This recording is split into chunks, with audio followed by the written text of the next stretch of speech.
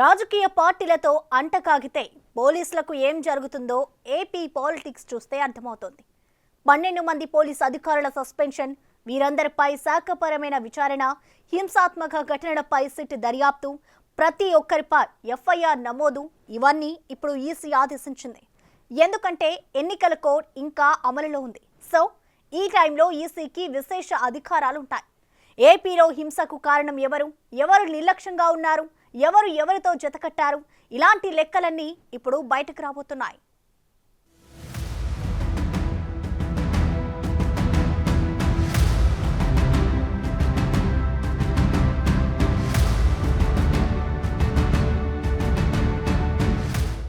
Man power లేదా? ఎందుకు reach కాలేదు? తలకాయలు పగిలిపోయి వాళ్ళు కొట్టుకొని అలిసిపోయిన తర్వాత పోలీసు వారు వెళ్ళారు, సినిమాల్లో వెళ్ళినట్టుగా. ఏమిటి దుర్మార్గం అంటున్నాను. ఆఫ్టర్ ఫెయిల్ ఆఫ్ పోలీస్, నేను రాష్ట్రంలో ఫెయిల్ అయ్యారు, మరి ముఖ్యంగా పలనాడు ప్రాంతంలో ఆఫ్టర్ ఫెయిల్యూర్ పోలీసు యంత్రాంగం అంతా కూడా లా అండ్ ఆర్డర్ కాపాడటంలో పూర్తిగా విఫలమయ్యారు. ఇది నిస్సందేహం.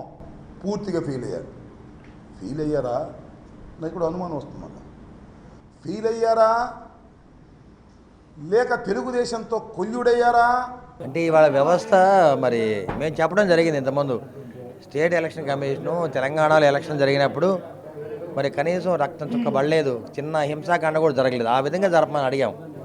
స్వచ్ఛందంగా ఓట్లు వేసుకోవాలి, ప్రజాస్వామ్యబద్ధంగా ఓటింగ్ జరగాలని అడిగాం. కానీ ఎలక్షన్ కమిషన్ కానీ పోలీస్ వ్యవస్థ పూర్తిగా వైఫల్యం చెందింది. చూశారు కదా పొలిటీషియన్స్ డైలాగ్స్. ఒకరు వైసీపీ, మరొకరు టీడీపీ. ఇద్దరిది సేమ్ డైలాగ్. హింసను నియంత్రించడంలో పోలీసులు, ఈసీ పూర్తిగా విఫలమయ్యాయంటున్నారు. ఇక్కడ రెచ్చగొట్టింది ఎవరు, గ్రౌండ్ లో రెచ్చిపోయింది ఎవరు, ఏ పార్టీ వారు అన్నది తరువాతి సంగతి. ఏపీలో హింసాత్మక ఘటనలపై టీడీపీ, వైసీపీ నేతల ఫస్ట్ రియాక్షన్ ఇదే. పోలీసుల వైఫల్యమే కారణమంటున్నారు. సో డిపార్ట్మెంట్ బ్లేమ్ ఆల్రెడీ జరిగిపోయింది. రాజకీయాలకు అతీతంగా ఎన్నికలు నిర్వహించడంలో వైఫల్యం చెందటంతోనే ఇలాంటి పరిస్థితి వచ్చిందన్న స్టేట్మెంట్లు వస్తున్నాయి. మరి ఇలాంటి పరిస్థితి ఏపీలో పోలీస్ డిపార్ట్మెంటుకు ఎందుకొచ్చింది? ఎన్నికల నిర్వహణ ఒక్క విషయమే కాదు, చాలా అంశాల్లో ప్రభుత్వాలు ఏది చెబితే అది గుడ్డిగా చేస్తే డిపార్ట్మెంట్ పై జనంలో ఎఫెక్ట్ తగ్గుతుంది. నిజానికి ఎక్కడైనా విపక్షాలు ఒక జనరల్ డైలాగ్ చెబుతుంటాయి. ప్రభుత్వం పోలీసులను అడ్డం పెట్టుకుని తమపై ఉక్కుపాదం మోపుతున్నారంటారు, పోలీసులను తమపై ఉసిగొల్పుతున్నారంటారు, పోలీస్ రాజ్యమైందని ఆరోపణలు చేస్తుంటారు. అలా జరగకూడదంటే లైన్ దాటకూడదు. కానీ కొన్ని సందర్భాలు, పరిస్థితుల ప్రభావం, రాజకీయ ఒత్తిళ్లు ఇవన్నీ పోలీసులపై సహజంగానే ఉంటాయి. చెప్పినట్లు చేయకపోతే దూరం ట్రాన్స్ఫర్లు, ప్రమోషన్ల విషయంలో రాజకీయ ప్రమేయం కూడా ఉంటుందన్న ఆరోపణలు ఎప్పుడూ ఉంటాయి. తమకు అనుకూలమైన వారినే తమ ప్రాంతంలో వేయించుకుంటారన్న టాక్ ఉంటుంది. సో వీటిని పక్కన పెడితే రూల్ ఆఫ్ లాకు కట్టుబడి పనిచేస్తే ప్రమోషన్స్ రాకపోవచ్చు, కానీ ప్రశాంతత ఉంటుంది. ఇది ఏపీ ఎన్నికల సందర్భంగా అందరికీ అర్థమైన విషయం. ఇప్పుడు మరో ఎగ్జాంపుల్ చూద్దాం. ప్రభుత్వ లైన్లో ఆలోచించి గీత దాటి మరీ వారి మెప్పు పొందాలని చూస్తే ఏం జరుగుతుందో తెలంగాణలో ఫోన్ ట్యాపింగ్ ఇష్యూనే నిదర్శనం. ఇప్పటికే ఈ కేసు తీవ్ర సంచలనమైంది. ఇంటెలిజెన్స్ విభాగంలో పనిచేసిన కీలక అధికారులు అరెస్ట్ అయ్యారు, జైలుకు పరిమితమయ్యారు. ప్రణీత్ రావు, భుజంగరావు, రాధాకిషన్ రావు ఇలా అంతా అక్రమంగా ట్యాపింగ్ చేసిన ఆరోపణలపై జైలుకెళ్లారు. వారంతా స్టేట్మెంట్లలో చెబుతున్న విషయం ఏంటంటే ప్రభుత్వ పెద్దలు చెప్పటంతోనే చేశామంటున్నారు. కానీ తెలంగాణ మాజీ సీఎం కేసీఆర్ మాత్రం ఎవరో ఏదో చేస్తే ప్రభుత్వానికేం సంబంధమని సింపుల్ గా కొట్టిపారేస్తున్నారు. అదంతా ట్రాష్, గ్యాస్ అంటున్నారు. ముఖ్యమంత్రికి ఫోన్ ట్యాపింగ్ కు అసలు సంబంధం ఉంటుందా అని ఎదురు ప్రశ్నించారు. పైగా రాధాకిషన్ రావు ఎవరో తెలియదని చేతులు దులిపేసుకున్నారు. సీన్ కట్ చేస్తే రాధాకిషన్ రావు జైల్లో ఉన్నారు. ఎప్పుడు బయటకొస్తారో తెలియదు. కేసు ఎటు మలుపులు తిరుగుతుందో తెలియదు. రిటైర్మెంట్ జీవితాన్ని ప్రశాంతంగా గడపాల్సిన టైంలో కేసులు, కోర్టులు, చిక్కులు, చికాకులు. ఇది మ్యాటర్.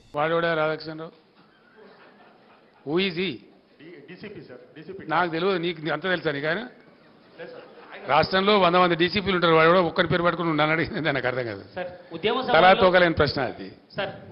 అసలు ఆ ఫోన్ ట్యాపింగ్ ఏదైనా మీకు పిచ్చి పట్టుకున్నది. కానీ ముఖ్యమంత్రికి ఫోన్ ట్యాపింగ్ ఏమైనా సంబంధం ఉంటారా? రాహుల్, ఇంత పెద్ద సీనియర్ లీడరు. ముఖ్యమంత్రి gets reports from the intelligence department. వాడు ఎట్లా తీసుకొచ్చిన రిపోర్ట్ మాకెట్లా తెలుస్తుంది? నాకు అర్థం కాదు. వాడు ట్యాపింగ్ చేసిండా, టూపింగ్ చేసిండా, డబ్బులు ఇచ్చిండా, ఇంకేదైనా రహస్య వ్యవస్థ పెట్టుకున్నా మాకు ఎందుకు తెలుస్తుంది? అదో ఇష్యూ అవా ఇంత సిల్లి? ఆ గవర్నమెంట్ ఎంత సిల్లి ఉన్నదో మీరు కూడా అట్లా తయారైపోయిన పూర్తిగా. What is that non sense? నాకు అర్థం కదా. ఫోన్ ట్యాపింగ్ అది పెద్ద ఫినాయిల్ పెట్టి నోలు కట్టుకునే పరిస్థితి తెస్తా ఉన్నారు. ఎవరో కొందరు బాకాగాళ్ళు పని లేక ఫోన్ ట్యాపింగ్ తోకట ఏం ట్యాపింగ్ అయినా నాకు అర్థం కాదు. ఇప్పుడు మళ్లీ ఏపీ విషయానికొద్దాం. ఎన్నికల అనంతరం చెలరేగిన హింసపై కేంద్ర ఎన్నికల సంఘం చాలా సీరియస్ అయింది. ప్రభుత్వ సీఎస్ అలాగే పోలీస్ బాస్ డీజీపీ, ఇంటెలిజెన్స్ డీజీని ఢిల్లీ పిలిచి ఓవైపు ఇంత జరుగుతుంటే ఏం చేస్తున్నారని వివరణ అడిగింది. నిజానికి ఇలా కీలక అధికారులను ఢిల్లీ పిలవటం ఏపీ చరిత్రలోనే ఇది తొలిసారి. మునుపెన్నడూ లేని విధంగా అసాధారణ రీతిలో జిల్లా కలెక్టర్, ఎస్పీలు, 12 మంది దిగువ స్థాయి పోలీస్ అధికారులపై బదిలీ, సస్పెన్షన్ వేటు, శాఖపరమైన విచారణకు ఆదేశాలు జారీ చేసింది. పల్నాడు, తిరుపతి, అనంతపురం జిల్లాల్లో విచ్చలవిడిగా దాడులు జరుగుతున్నా నిర్లక్ష్యంగా ఉండటంపై మండిపడింది. అల్లర్లు అదుపు చేయటంలో పూర్తిగా విఫలమైన పల్నాడు ఎస్పీ గరికపాటి బిందుమాధవ్, అనంతపురం ఎస్పీ అమిత్ బర్దార్లను ఈసీ సస్పెండ్ చేసింది. తిరుపతి ఎస్పీ కృష్ణకాంత్ పటేల్ ను బదిలీ చేసింది. పల్నాడు జిల్లా కలెక్టర్ శివశంకర్ పైన బదిలీ వేటు వేసింది. పల్నాడు, అనంతపురం, తిరుపతి జిల్లాల్లో విధి నిర్వహణలో నిర్లక్ష్యం వహించిన ఎస్ఐ నుంచి డీఎస్పీ స్థాయి వరకు 12 మంది అధికారులను సస్పెండ్ చేయాలని ఆదేశించింది. అంతేకాదు వీరందరిపై శాఖపరమైన చర్యలకు ఆదేశించింది. ఈ మొత్తం వ్యవహారాలపై సిట్ ఏర్పాటు చేసి 2 రోజుల్లో రిపోర్ట్ ఇవ్వాలన్నది ఈసీ.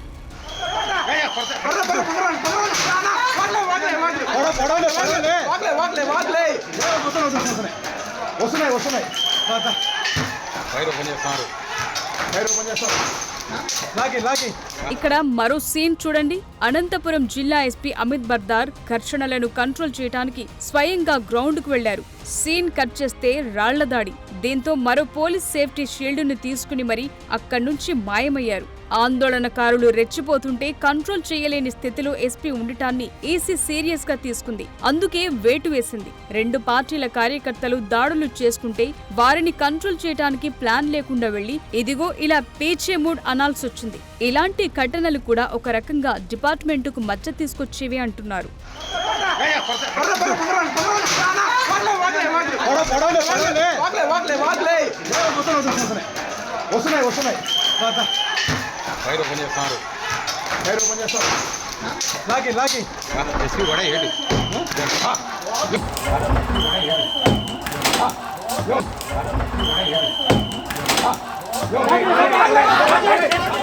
ఈ మొత్తం ఎపిసోడ్లో ఏపీ పోలీసు శాఖపైనే మచ్చపడింది. పోలీస్ యంత్రాంగం రాజకీయ వలయంలోకి వెళితే ఏం జరుగుతుందో ఇదే ఉదాహరణ. పోలింగ్ కు ముందు ఏపీ డీజీపీ రాజేంద్రనాథ్ రెడ్డితో పాటు ఇంటెలిజెన్స్ అధిపతి Anjaneyulu, Vijayawada CP Kanthi Rana Tata, Guntur IG Palaraju, Anantapur SP Anburajan, Chittoor SP Joshua, Nellore SP Tirumaleswar Reddy, Prakasam SP Parameswar Reddy, Palnadu SP Ravishankar రెడ్డిపై వేటు వేసింది ఈసీ. సో ఫస్ట్ ఫేజ్ లో డీజీపీ మొదలుకొని ఎస్ఐల దాకా బదిలీ కావాల్సొచ్చింది. ఇక పోలింగ్ తర్వాత మరో సీన్. ఏకంగా 12 మందిపై యాక్షన్ తీసుకుంది ఈసీ. పోలింగ్ కు ముందు, ఆ తరువాత ఇంత మందిపై చర్యలు తీసుకోవటం ఈసీ కొరడ జుళిపించటమే సంచలనంగా మారింది. టోటల్ గా పోలీస్ డిపార్ట్మెంట్ జనం ముందు నిలబడాల్సొచ్చింది.